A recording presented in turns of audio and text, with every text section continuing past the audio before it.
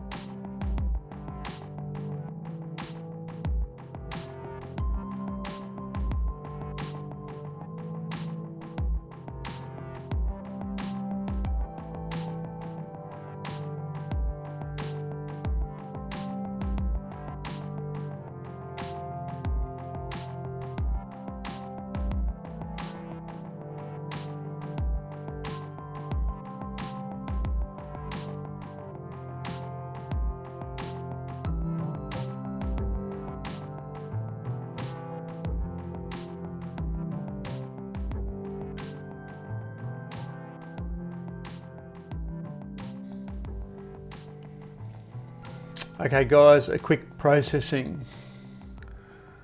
Hang on. We'll click that. We'll start recording our screen. What are we looking for? 253 NGC 253 Omega Centauri. Here we're getting close. What do we got? Nope, we're going too far. Linear. NGC 253 linear. We want linear. What have I got? Linear light. Righto. Get rid of that. Stop blinding everyone. A little bit red. Oh, I'll leave it. Fix it. Post. Okay, guys. So here we are. 253. This is it. And just keep in mind, as always, I'm limited with my images. See these stars here, like they're clipped because I capture it to show video and show you what it looks like. So that's why we've got these images are never going to look, you know, the best, but they're not meant to. I mean, I don't really. I'm just doing it to enjoy myself. I'm not that seriously into it. So anyway, I did have a look before, like the stars in the corners. This, just to keep in mind as well, that's 400 images. Like you're going to have stacking issues or that. But I think it was a little bit towards the end. Like that's starting to get a little bit eggy, but at f2.55, like it's crazy hard to keep everything round in the corners, even at that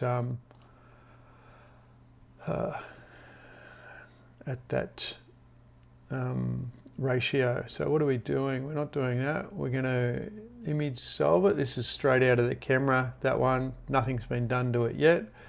So we're going to search NGC 253. Silver coin or Sculptor Galaxy. Yes. Okay. It's going to go through its iterations here.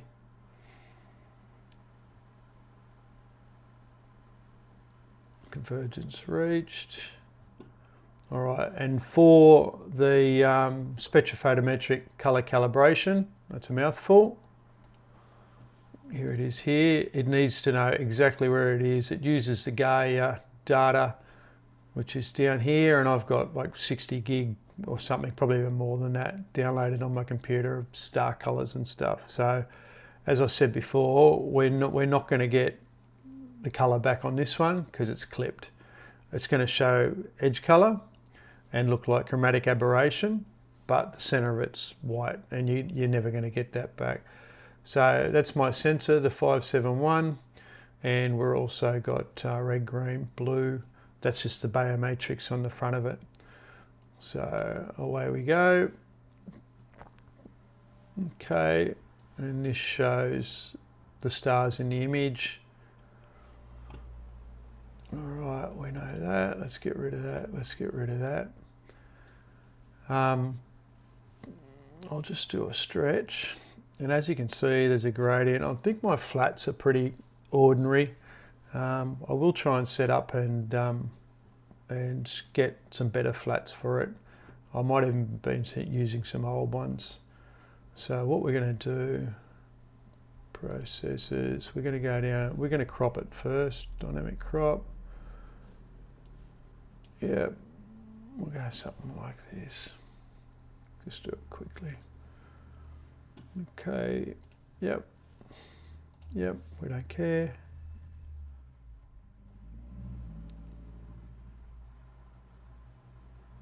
Come on. So we'll get rid of the corners and it'll be less of a problem. Now we're going to go to dynamic background extraction, and we're going to get rid of that gradient.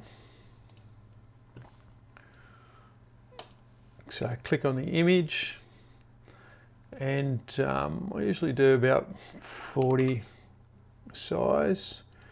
We're going to generate and see how they're not automatically generated, or if I tried to put one, you know, you've got to go around everywhere. Sometimes they'll be red, you can't even place them. That'll go to tolerance. So if we get rid of the 5, we put 3 there, then we go generate, and then it'll do the entire page. So we could even go 2.5, put 5 there, 2.5, we don't want that. We want to generate, and it starts to remove them. But click on them, delete, delete. We don't want anything close to the galaxy. Otherwise it'll get, or anything sitting on top of a bright star. Now again, we are not entering this into any competitions, so it won't be too bad. Correction is subtraction, and you can discard the background model, but I'll show you what we get out of it. And you can replace target image. We'll just keep this one. So if you replace target image, a brand new image will show up. So ready to go. So we've got a new one there. Sorry, if you replace target image, you will keep the same image. So we didn't click that. So this is our gradient that we've removed, which is great. We'll get rid of that. I'm happy with that. We don't want to make this into a lengthy episode. Righto, let's stretch this out a bit.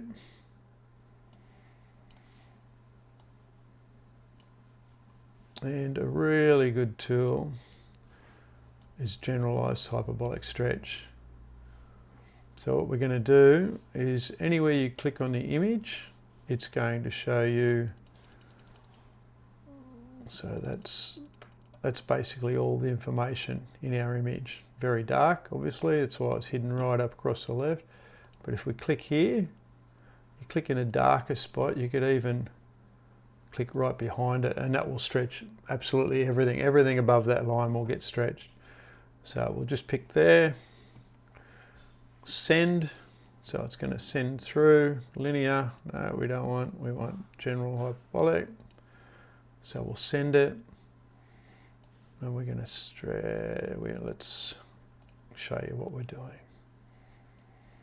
We're going to stretch it, and here it starts to come. So you can blow the core out if you go too hard. We're not really interested in that. Local intensity will change what it's doing, but it'll start to flatten it out. Again, we're just doing a quick process. So that'll do. Our target model, let's preview. We'll drop that underneath. We'll get rid of that. And we'll do another one. And basically wherever you click on the image, we'll bring this one back down. So wherever you click on the image, that's the part, that's the color, or that's the brightness that it's going to target. See, that'll be further up the range and off the screen. We'll bring that back. So that's right up there, the brightest stuff. That'll be even wider again, right on the edge. The darkest bit in this image is probably about there that I can see, even down the bottom. So it'll stretch everything above that. If you click on this and then you stretch it, it'll actually reduce everything. So, and if you want to get the last few details out of your out of the edges of your galaxy, you can click on the edges of your galaxy, send through, and do a little stretch. So it'll brighten up the edges, and everything else that's brighter than it. All right, we'll just do that. We'll get rid of this for a second.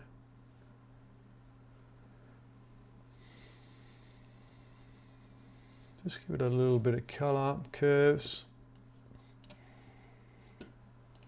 saturation down the end. So that'll use the photometric color calibration. Oop, nothing will happen there. We can even give it. So if you want to go hard, and I just prefer to do lower amounts. It's a little bit of color. Might do one more towards the end. Okay, generalize hyperbolic stretch.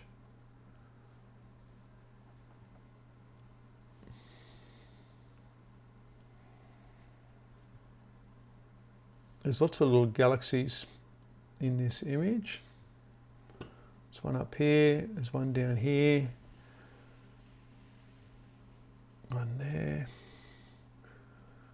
And when you use something like BlurX, it will actually, the smaller galaxies that we resolved, these ones down here, that one there, that's a galaxy, that's a galaxy, that's a galaxy, that's a galaxy, that one there.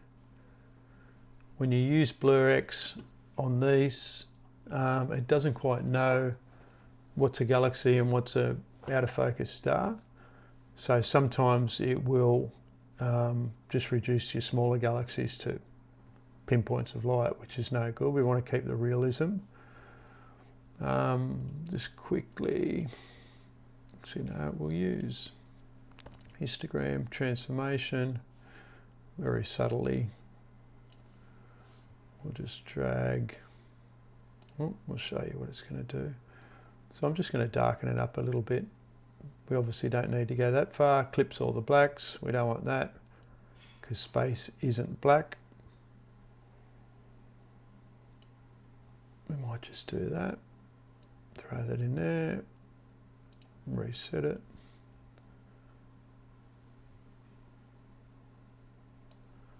Do one more. Did that go? No, it didn't go. Oh, it's because I reset it, you dummy. All right. That'll do.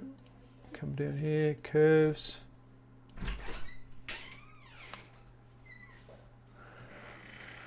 Someone's busted in the room to attack me. A little bit of colour. Oh, it's a bit over the top. That's not your style, though, mate.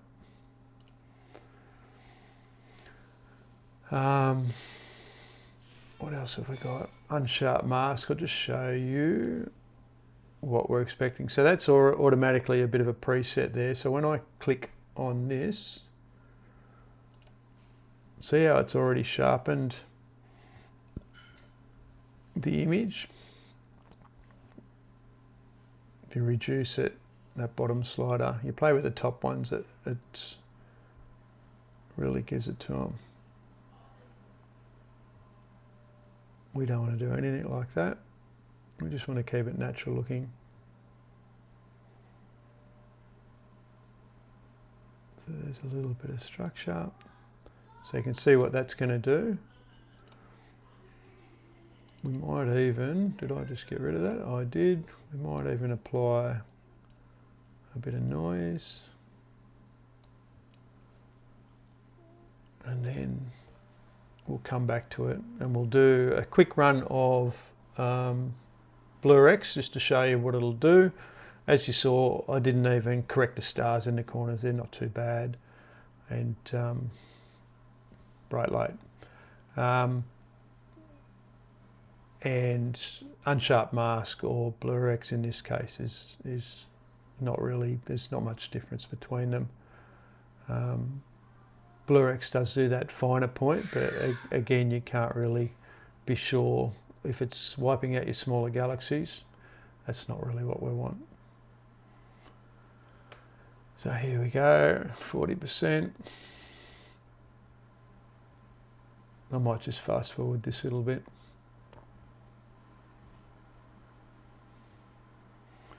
All right, let's smooth that out a bit. All right, we'll go back to, I got rid of it, unsharp mask. get rid of you. Let's have a look what we're going to do. Yeah, that's not too bad. That's just the general unsharp. Real-time preview is busy. Thanks for your time. Turn it off. And we'll just do that. And there you see it's sharpened everything up. The stars. So maybe in this particular image you could remove the stars. There's a fair few free processors that do that, because we don't want all that kind of stuff, and then just replace them in over the top. So we'll probably get rid of that one, but I'll also show you, or we could just reduce the sharpness.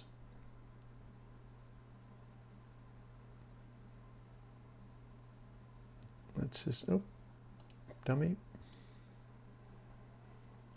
Let's get on a star and see what it's doing. We can't really.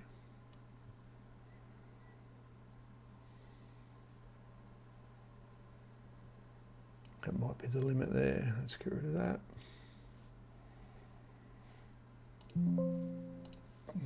Got me again. All right. Still getting a little halo, so I'd have to reduce that probably even down to about 60 to remove them. But there is the detail in that core there of the galaxy. So, but let's have a look at what BlurX would do. So I'll get rid of you, BlurX. As you can see, we don't want to do anything with the stars, even though it will. And as I said before, it will remove galaxies. So let's do this, and we will cut this out as well. I'm back in a sec. And we're back. We've just cut about 10 or 15 seconds out of this. All right. So again, see these? They're galaxies that have been reduced a bit in size. Not too bad, but it does get rid of all the smaller ones. Where are some smaller ones? Just go up here. Look at these ones, they turn into little streaks and lines. That's a galaxy too there. See all these? And there's one more bigger one up here. Click forward. I mean, it doesn't make it too bad. And at this image scale, and who cares? And like I said, you can't really, unless you're pixel peeping, you can't really. Is there any gradients? Ah, it doesn't look too bad. All right, might give it a tiny bit more colour. No. Curves. No, that was too much last time. Is it? Depending on what it comes out on the video. Alright guys, that's about it. NGC 253, quick and simple, and pretty happy with it. We'll move on for the next one. Alright guys, bye for now.